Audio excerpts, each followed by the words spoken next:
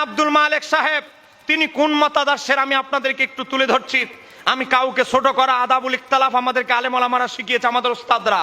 দেখেন প্রচলিত ভুল মাসিকাল কাউসারের একটা সংখ্যা প্রচলিত ভুল কলামে মাওলানা আব্দুল মালেক সাহেব কিছু কথা লিখতেন, সেগুলো এখানে একসাথে করে লেখা হয়েছে। দেখেন মাওলানা আব্দুল মালেক যিনি বর্তমানের বাইতুল মোকাররমের খতিব, বলেন বাইতুল মোকাররমের এই খতিব সাহেব লিখেছেন প্রচলিত ভুল।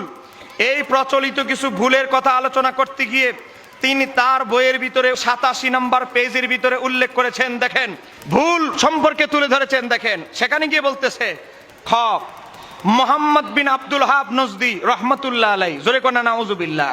ওয়াহাবি মতবাদের প্রতিষ্ঠাতা আব্দুল ওয়াহাব নজদিকে বলতেছে মোহাম্মদ বিন আব্দুল ওয়াহাব নজদিকে কি রহমতুল্লাহ আলাই। আবার বলতেছে দেখেন মোহাম্মদ ইবনে আব্দুল ওয়াহাব নজদি রহমতুল্লাহ আলাই, তারপরে লিখতেছে আরবের একজন প্রসিদ্ধ সংস্কারক বুজুর্গ ছিলেন।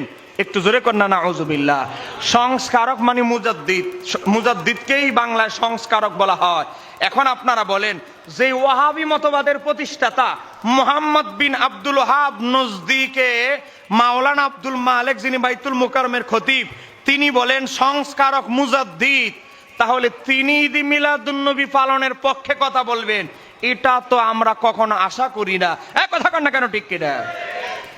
আমরা বলবো মাননীয় প্রধান উপদেষ্টাকে আজকে ওয়াহাবি মতবাদের প্রতিষ্ঠাতাকে যে মুজাদ্দিদ বলে, আজকে তার মতো ব্যক্তিকে বানানো হয়েছে বাইতুল মোকাররমের খতিব, তা আবার প্রতিযোগিতা ছাড়া, ইন্টারভিউ ছাড়া, যোগ্যতা পদযোগ্যতা যাচাই বাছাই ছাড়া, বাংলাদেশের সকল মস্তকে ধরনের আলেম ওলামাদের সাথে পর্যালোচনা ছাড়া ডাইরেক্ট আজকে মাওলানা আব্দুল মালেককে ঢুকানো হয়েছে।